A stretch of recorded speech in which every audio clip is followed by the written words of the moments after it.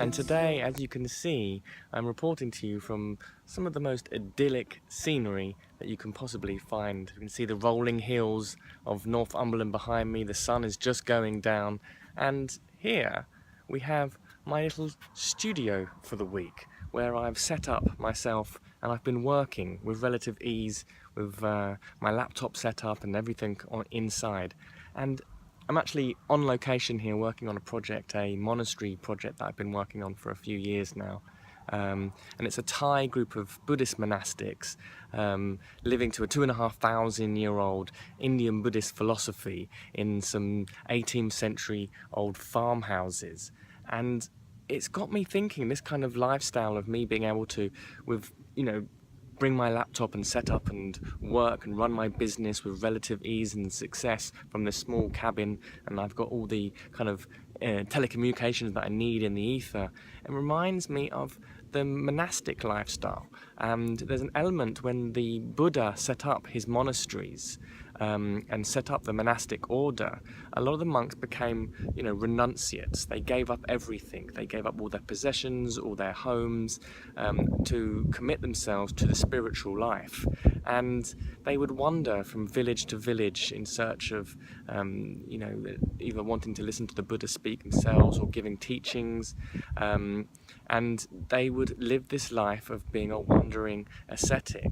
And over time, the culture in India, people began to recognize the monks and what they were doing, and they would start to give them shelter and food and feed them and things like that. And then over time, wealthier patrons gave them larger bits of space to stay in. And as you have kind of extreme weather in India, the monsoon season, it became quite difficult for monastics to be able to walk around whilst you had the heavy rains going on. So they started to need to settle down for periods of time.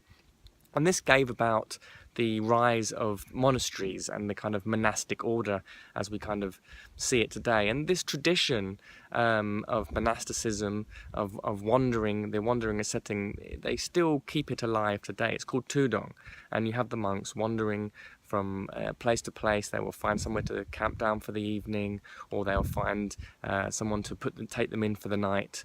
And that's very much part of their spiritual practice, where you kind of give yourself over to the universe and allow yourself to be looked after.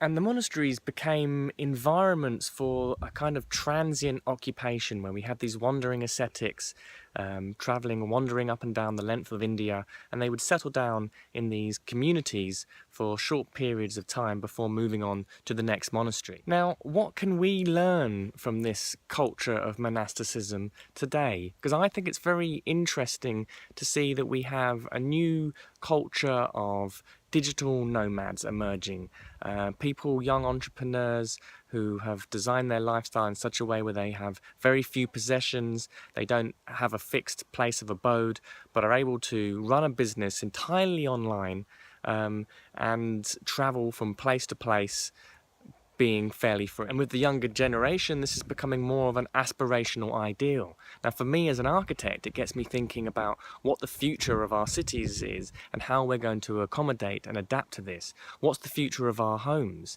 If our homes become less desirable as kind of somewhere fixed to live, how do we house people who are quite happy to wander from place to place and live a lifestyle without any kind of fixed environment? In ways, there are a lot of similarities between the monastic path and the entrepreneurial path, the sacrifices, the having a very clear vision of your life from what you want to be upholding, how the fact you want to make an impact on the world. And I think there are still pertinent lessons that we can learn from these ancient ways of communal living from the monastics. And I think lots of entrepreneurs, they set out a business because they have a shared vision. They want to make an impact on the world. They want to live to a certain kinds of values. And that in itself, at the heart of every business, is that vision, that ideology, and that is what makes successful living. And it's exactly why things like the Buddhist monks are still able to continue on with this very old way of living 2,500 years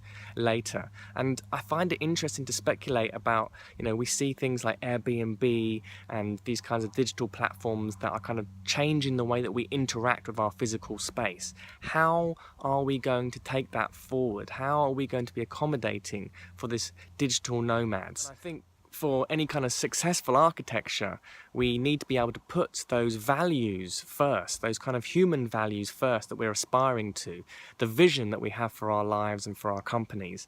And if we have institutions that cater for these digital nomads and people who are kind of wandering spirits, I like the idea that we kind of revive a new kind of monastic living.